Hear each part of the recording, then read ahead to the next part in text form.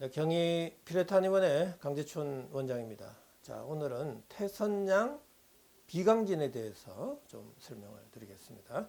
태선양 비강진이란 피부가 태선화가 되면서, 즉 피부가 두터워지면서 아주 쌀기와 같은 인설과 각질이 생기는 피부 질환을 태선양 비강진이라고 그렇게 정의를 내릴 수가 있습니다. 뭐 하나의 또 염증 후에 인설과 각질 태선이 생기게 되겠죠. 그래서 알고 보면은 이 태선양 비강진도 세포의 손상으로 인한 하나의 염증성의 피부 질환으로 이렇게 볼 수가 있겠습니다. 자, 그런데 지금 제일 중요한 것은 왜 태선이 생기죠? 왜 피부가 두터워지죠? 왜 인설과 각질이 생기죠? 라는 이야기입니다. 자, 이것만 정확하게 이해하신다면 우리가 태선양 비강진을 또 어떻게 치료해야 되는지에 대한 치료 원칙도 우리가 세울 수가 있겠죠. 자, 저는 세포 열 에너지 학적 관점에서 모든 질병을 연구 치료하고 있습니다. 태선양 비강진도 세포 열 에너지 학적 관점에서 한번 설명드리겠습니다. 자, 태선양 비강진 또한 세포의 손상으로부터 시작이 된다라는 이야기입니다.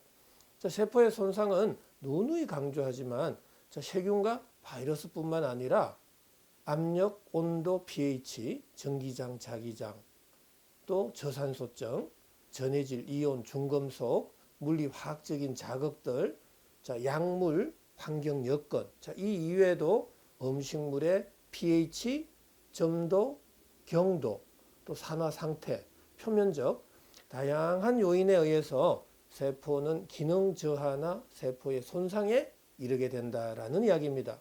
자, 세포의 손상으로 이어질 때, 세포가 손상을 받을 때 세포 내 미토콘드리아에서의 열 에너지 발생량이 줄어들죠. 즉 ATP의 합성에 장애가 생긴다라는 이야기입니다. 자, ATP는 하나의 열 에너지를 발생하는 아주 원초적인 단위 물질로 이렇게 생각하셔도 좋습니다.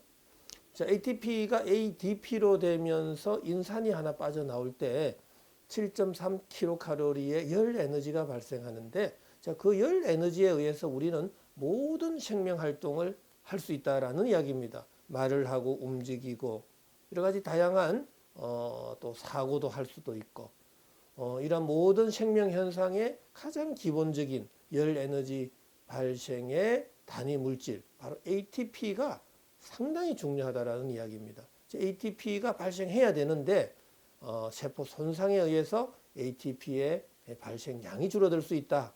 바로 그때 열 발생량이 줄어들고 뇌를 포함한 오장육부의 온도인 이 심부 온도가 낮아지게 된다라는 이야기입니다. 자, 심부 온도가 낮아지는 순간 체온 조절 중추 시상하부에서는 명령을 내리겠죠. 빨리 체온을 유지하라고.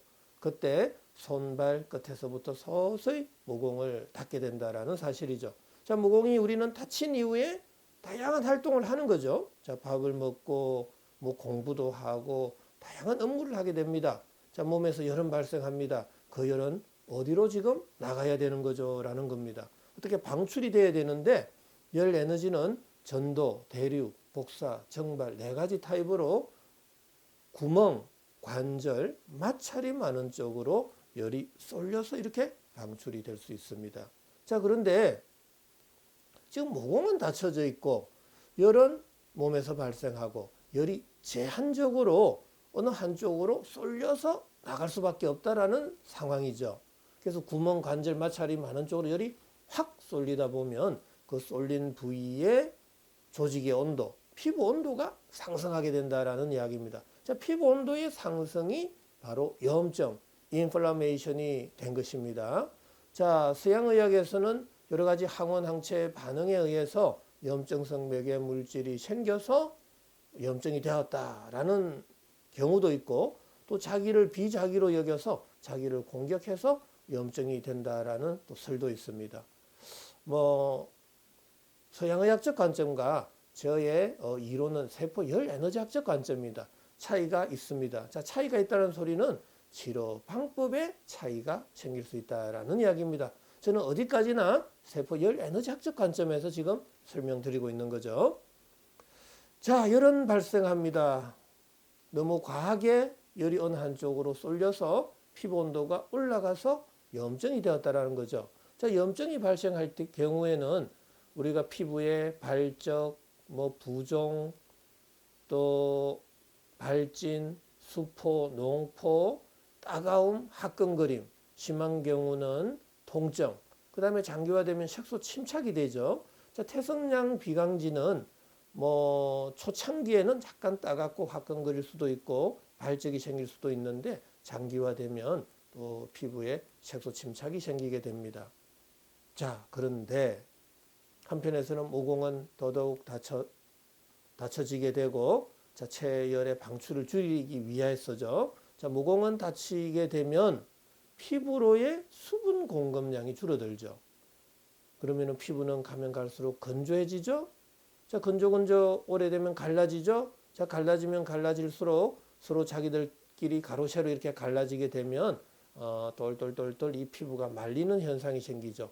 아주 미세하게 보면은 피부가 두터워지는 바로 리체니피케이션이 되는 겁니다. 자, 이때 태선화가 된다라는 이야기입니다. 자, 태선화는 피부가 건조해지는 과정 속에서 자꾸 두터워지는 현상이 생긴다라는 이야기죠. 자, 태선양 비강진이기 때문에 제가 왜 태선이 생기는지를 지금 설명드리고 있는 겁니다. 자, 그 다음에 피부로의 수분 공급량이 줄어들면 그 각질과 각질 세포 사이에 점착성이 줄어들게 됩니다.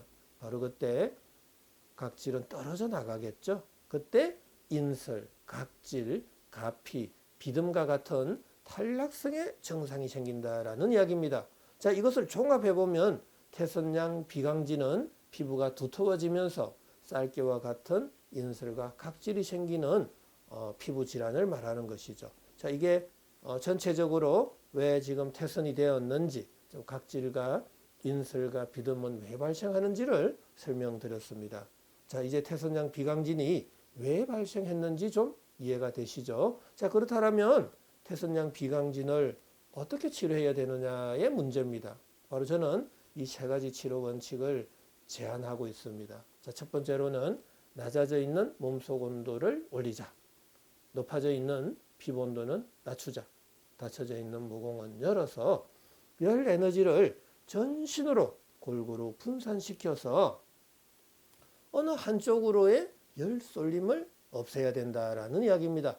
열이 쏠리지 않고 피부로의 수분 공급량이 많아질 때 피부는 건조, 균열, 태선화도 없어지고, 그 다음에 인설과 또 각질, 비듬도 없어질 수 있습니다. 자, 자연스럽게 태선양 비강진은 치료가 될 수 있겠죠. 자, 그런데 여기서 주의해야 됩니다. 자, 피부 온도가 높다고 세포 열 에너지 대사를 억제하는 치료를 하게 되면 심부 온도, 피부 온도 둘 다 내려가 버립니다. 자, 피부 온도가 내려가면은 여러 가지 염증성 증상도 없어지고 또 피부의 색소 침착도 줄어들고 증상은 전체적으로 완화는 될 수 있습니다. 하지만 심부 온도가 내려가면 내려갈수록 모공은 더 닫히고 또 피부로의 수분 공급량은 더 줄어들어서 열이 자꾸 어느 한쪽으로 쏠리게 되면 또 염증이 생기고 또 피부 건조, 균열, 태선화, 인설, 각질, 비듬과 같은 또 탈락성의 건조성의 증상이 생겨서 이 태선양 비강진은 잘 치료가 되지 않는다라는 이야기입니다. 그래서 꼭 좀 기억하셔야 됩니다. 이 태선양 비강진을 근본적으로 치료하고자 할 때는 반드시 이 심부 온도는 올려라, 피부 온도는 낮추라, 모공은 열어서 열 에너지를 전신으로 골고루 분산시켜서 피부 온도를 낮추고 또 피부 끝까지 수분 공급량을 증가시켜서 태선, 인설, 또 각질을 없애야 된다라는 이야기입니다. 자, 어느 정도 좀 이해는 되시죠? 자, 태선양 비강진 설명 여기까지입니다.